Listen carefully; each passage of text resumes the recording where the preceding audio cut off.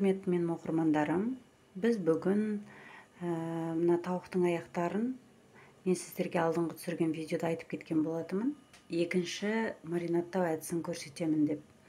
Бұл енді жаңа жылдық дастарханға, кез келген мерекелік дастарханға, кешкі ас, түскі ас, кез келген өздеріңіздің қалауларыңыз бойынша өте әдемі, өте дәмді болып піссін десеңіздер, міне осы маринад түрі өте керемет болып келеді. Бұл маринад жасау үшін біз ең бірінші міне жаңағы өзіміздің тауықтың аяқтарын жақсылап жуып тазалап аламыз. Оның бәрін сөзбен ғана айтып өте салайын дедім. Жақсылап тазалап, барлық керек емес жерлерін кесіп алып тастап, мінекей әдемілеп дайындап алдық. Енді бізге не керек болады? Мінекей тауықтың аяқтары, өздеріңіздің қалауларыңызша, менде бұл жерде 3 килограмм. Сонымен қатар бізге керек болады міне майонезіміз, және мына шашлычный деген кез келген жаңағы кетчуп әр түрінен бола береді, бірақ та мен мына шашлычный дегенін аласыздар, осы шашлыктікі өте дәмді болып келеді. Қара бұрыш және сарымсақ. Сарымсақ менде мына жерде бір орташа бір 6-7 бөлігі керек болады. Долька дейміз ғой. Мінекей осындай сарымсағымызды мынадай әдіспен жақсылап турап аламыз. Тауықтың аяқтарын 2-ге бөліп аламыз. Мінекей бұлай 2-ге жақсылап бөліп дайындап аламыз. Енді қазір біз осы маринадтайтын соусымызды дайындаймыз. Соус дайындау үшін қазір мына жерде майонезімізден 4 қасық, үлкен қасықпен, ас қасықпен, және кетчупымыздан да 4-5 қасық мына жерге салатын боламыз. Мінекей қазір осы соусымызды жасайтын боламыз. Соусқа ең бірінші майонез, өздеріңіздің қалауларыңыз бойынша. Қандай майонез алсаңыздар өздеріңіз білесіздер, бірақ мен осы Три желанияның 65%-ін ала берем. Негізі мен бұлай сала берейін. Қазір көз мөлшермен негізі 4-5 қасық болады.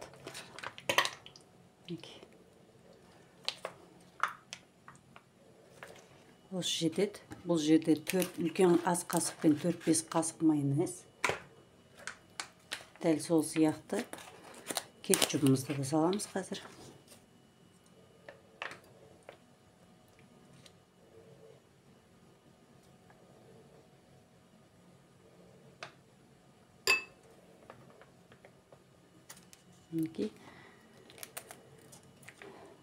Ас қасықпен 4-5 қасық кетчуп, ас қасықпен 4-5 қасық үлкен қасық.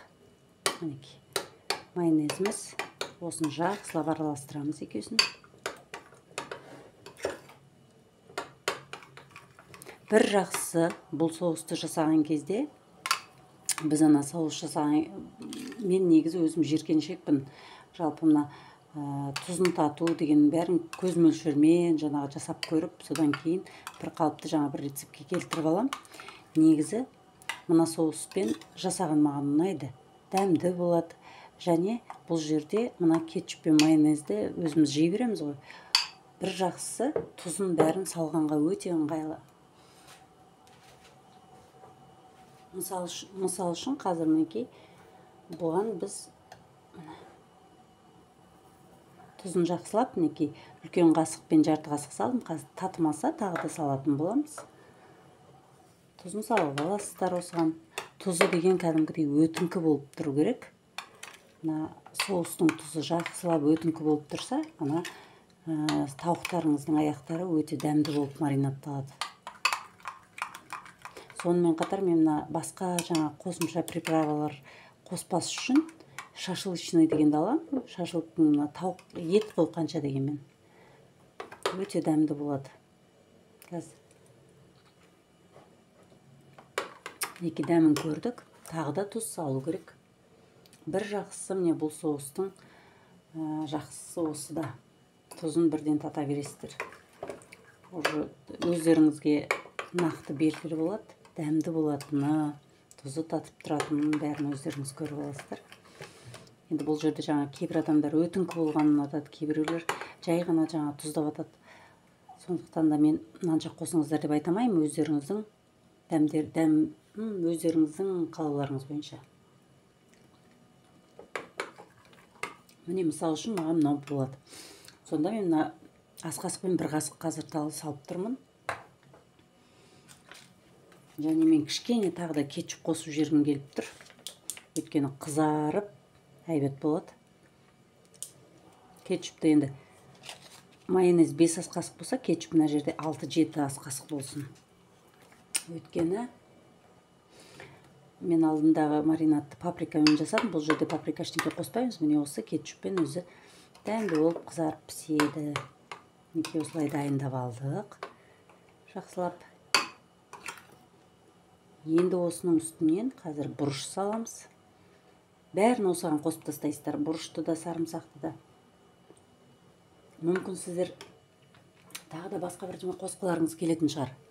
Барлығын осыған қоса беріңіздер. Мінекей мен мына жерде қазір мынанша бұрыш қосайын. Бұрыш дәмді ғой, бұрышты, қара бұрышты кішкене көбірек қосам мен.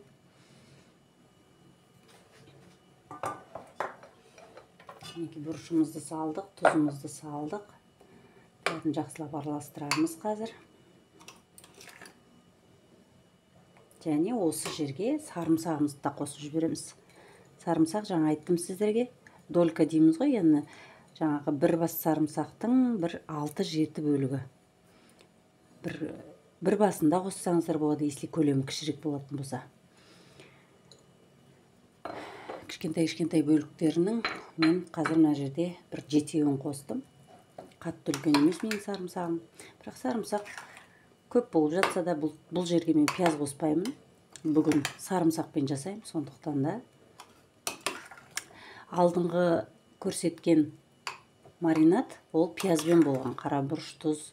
Ал мынау енді мінекей кетчуп, майонез, сарымсақ, қара бұрыш. Мінекей болды біздің маринадымыз. Қазір дәмін көреміз.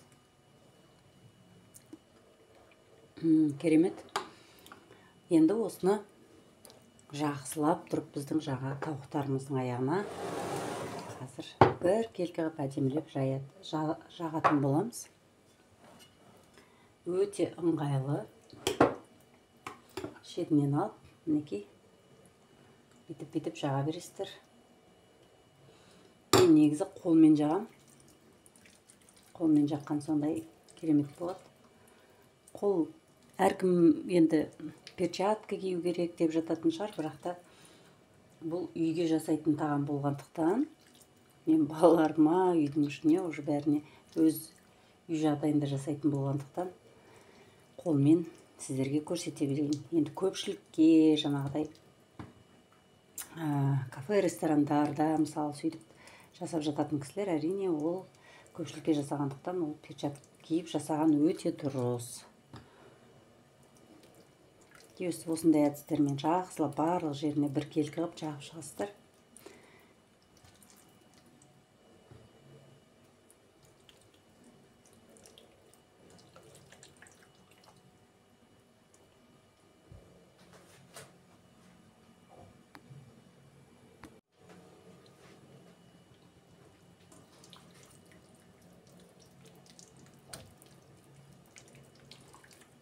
Осындай әдістермен барлық жеріне әдемілеп жағып шығамыз.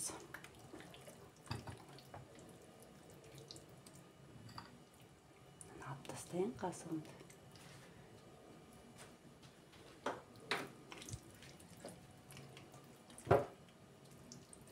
Бірден айтам, өте дәмді, өте керемет болып піседі.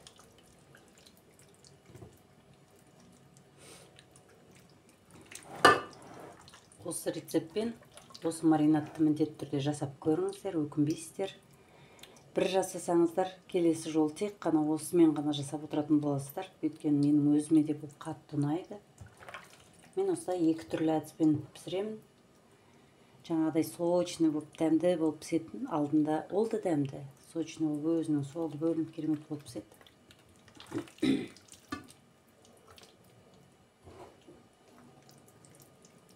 Ал мынау енді жаңа айтады ғой кісілер, мен толып кетемін, маған майонез болмайды, жирный, калориясы жоғары деп. Міне мынау калориясы жоғары болады.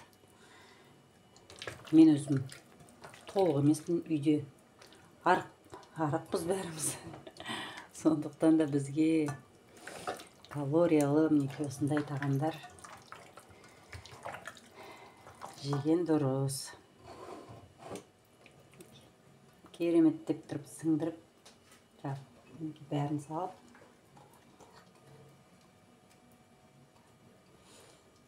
сіздердің 4-5 қасық майонез, 4-5 қасық жаңағы кетчуптарыңыз молынан жетеді.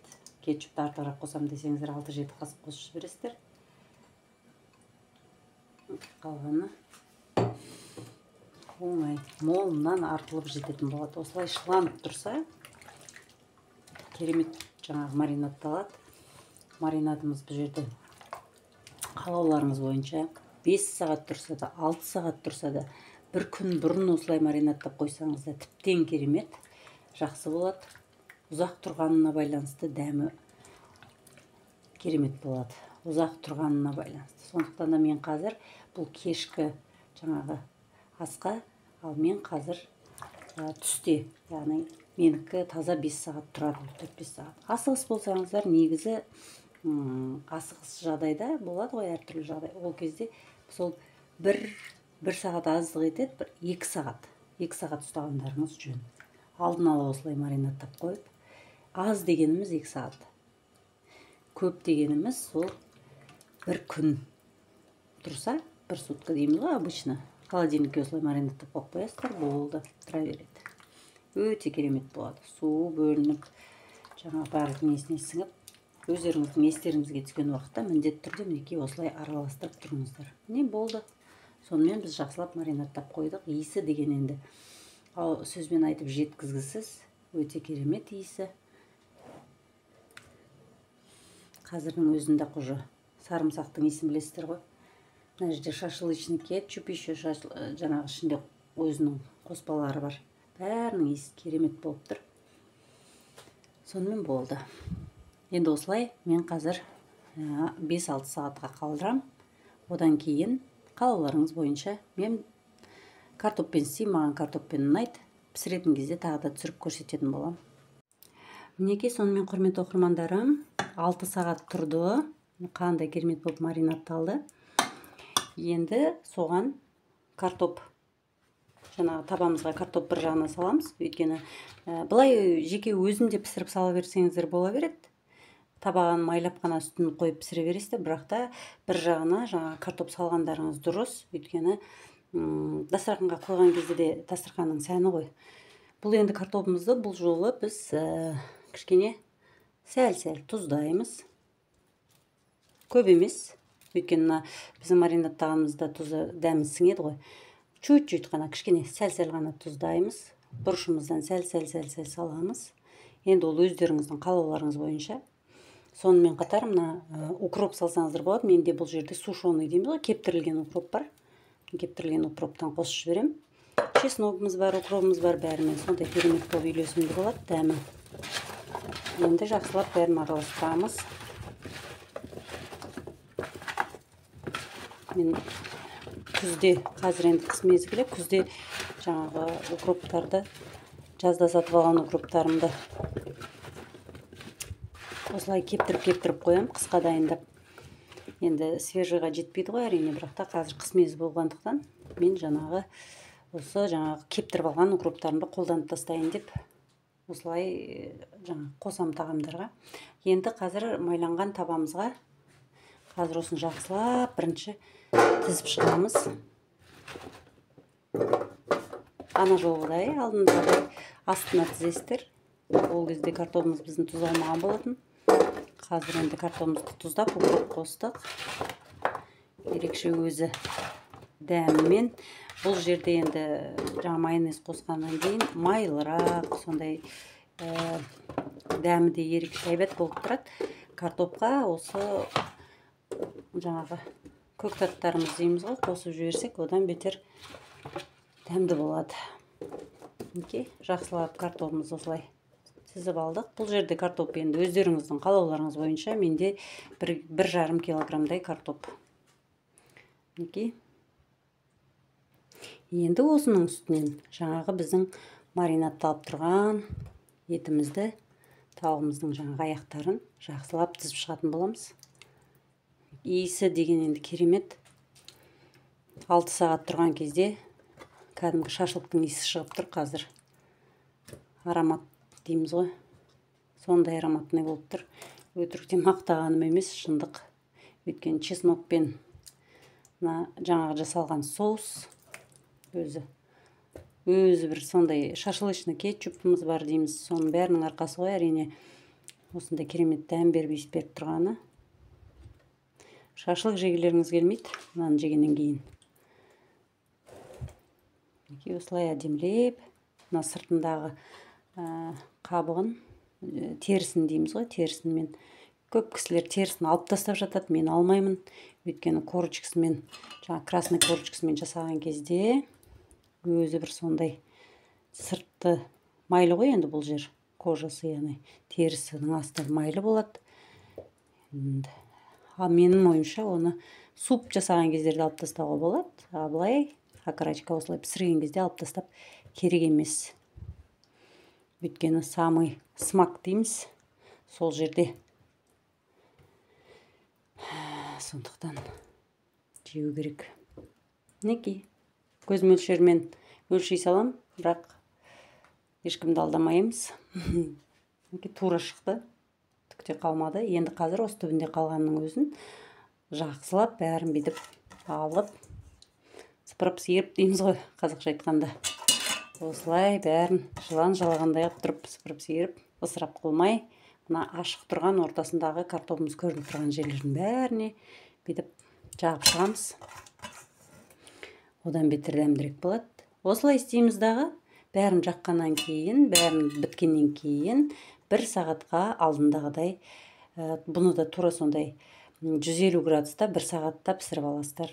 Пісуге 5 минут қалған кезде градусты 200-ге көбейтіп, 5 минут тағы ұстасаңыздар, красный жаңағы корочка дейміз ғой, қызарып, сондай қытырлап, хрустящий болып, керемет болып піседі. Сыртқы корочкасы ғана, іші 150 градуста 1 сағат ұстағандықтан күйіп кетпейді, құрғақ болып қалмайды, сочный болып керемет болады.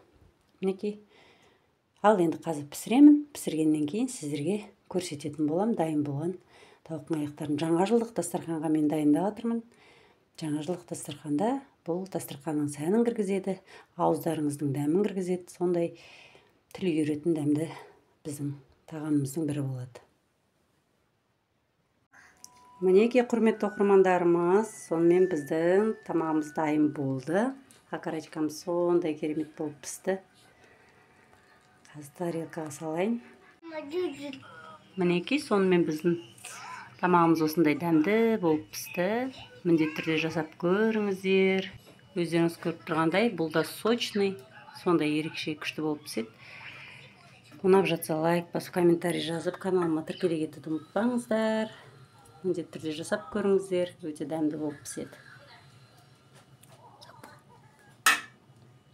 Астарыңыз дәмді болсын, назарларыңызға рахмет.